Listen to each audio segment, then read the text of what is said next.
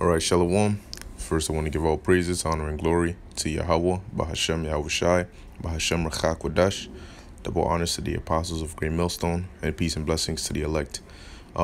This video, is inspired by, a video that I saw earlier.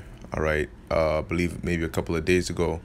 All right, concerning, all right, the times of tribulation that we're quickly approaching. Okay, and one thing to keep in mind always, all right, is why, all right, why you're in this truth and why you're still fighting. Okay, because with the tribulation that's coming, with the things that you're gonna be seeing, okay, the things that you're gonna be seeing and experiencing, a lot of people are gonna forget and lose hope and lose faith in what they're fighting for. Okay, a lot of people are gonna forget all the work they've put in up until that moment. All right, and they're just gonna end up giving in. Okay, but what you have to do is you have to anchor your mind, okay, to Yahweh Ba'ashem Yahweh Shai, okay, and let him be that rope around your waist, so that way you don't fall into the darkness and you have a way to get back, because there are gonna be certain times when things are gonna feel overwhelming, okay, and it's gonna get worse going into Jacob's trouble, having to make certain decisions. You might be on your own, or you might be with not with brothers, but with other people that you might not necessarily have known from before all hell broke loose. Okay, hell, you might even be getting threatened. All right, or your family members or your loved ones might be getting threatened in front of you. Okay, and at that point, you got to remember the scriptures, man. the scriptures tell you got to be faithful unto death. Faithful to who? Faithful to the Lord. All right. So that means that you have to resist the chip at all costs. At all costs. Okay. You have to remain your faith and trust in the Most High, man. Okay. So this is Hebrews 12:4. It says, "Ye have not resisted unto blood, striving against sin." Okay. So guess what, man?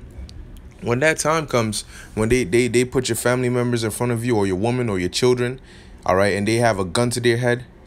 Let's say you might have more than one kid and they shoot one right in front of you and they tell you, take the chip or we're killing the rest of them. Okay, then what? You have to then lock into your spiritual mentality and understand that death is what? Death is just a spirit departing from the body. So what if they kill your whole family? Read the scriptures, man. Yahweh Shai was bringing people back from the dead. Hell, even the apostle Peter, all right, he brought back what was her name, Tabitha. Okay, he brought her back from the dead like it was nothing. Okay, so if the Lord is the Father of spirits, and here it is, you're being faced, all right, with a tribulation like this, you have to lock into your spiritual mindset and understand that it's not as big of a deal as your flesh is making it out to be. Esau is a carnal man. Therefore, if he can tap into your flesh and let that overwhelm you, he can overcome you. But if you let your spirit take over and understand that, so what if you die? So what if your family dies? You have to put the Lord first at all costs, because you're going to get all that back and then some in the kingdom. Okay? But right now, you have to pass the test. And whatever you have to give up to do it, you got to do it, man. Okay, what did Paul say? Let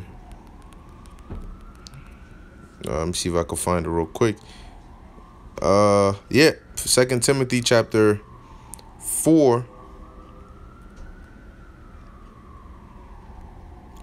4 verse 5. It says, "But watch thou in all things, endure afflictions, do the work of an evangelist, make full proof of thy ministry. For I am now ready to be offered, and the time of my departure is at hand. I have fought the good fight. I have finished my course. I have kept the faith." Okay? So Paul said what? He had finished his course and he had kept the faith. You can't forget. You telling me that, look, all them Saturdays you went out there prophesying in the cold, in the winter, toes freezing, okay? In the spring, allergies killing you, in the heat burning up like toast, going through all of that, all right, staying faithful to the Lord and going through all of that, all right, doing these videos, enduring the affliction that our people put on us, all right, whether it's verbal or looks or them not wanting to even be around you, your family coming against you. You go through all of that just to stop at the end. You go through that whole tribulation, you endure all that, you go through the thickest depths of the darkness just to stop a step before you reach the light. Now imagine doing that and waking up in the kingdom and looking back at it like, wow, you were that close, all right, to gaining salvation. You were that close, all right, to gaining all of those things, all of the perks that the elect is gonna gain. And instead of just finishing the course, you turned back. You lost faith. You weren't strong enough. Okay? You read about the Maccabees, the seven brothers, all right, and their mother who denied transgressing the law of the Most High. Look at the torture they were put through. And the mother having to watch all her sons being tortured. But even she was bold, man. Okay? So with all these things you preach, man, you got to really be about it, because this is not an easy thing. And the scriptures tell you, Hebrews 10 verse 38, it says, now the just shall live by faith, but if any man draw back, my soul shall have no pleasure in him. Okay, so when the time comes, you got to be able to step up to the plate. All right, because if you're living by faith, remember, faith, let me get a precept on that. I believe it's Hebrews. Was it Hebrews 11? Yeah, Hebrews 11:1. Now, faith is the substance of things hoped for, the evidence of things not seen. Okay? So your faith is supposed to carry you, but faith isn't something that's tangible. Faith isn't, oh, I see it. All right, so seeing is believing. No. Your faith has to be able to hold you through seeing a guillotine, seeing your brother get his head chopped off, and you knowing you're next, all right, for not denouncing the name of Yahweh Ba'Shem Yahushai, or being put on the news, being deemed as a terrorist, you know, or so many other things, you know. But your faith has to carry you through that, man.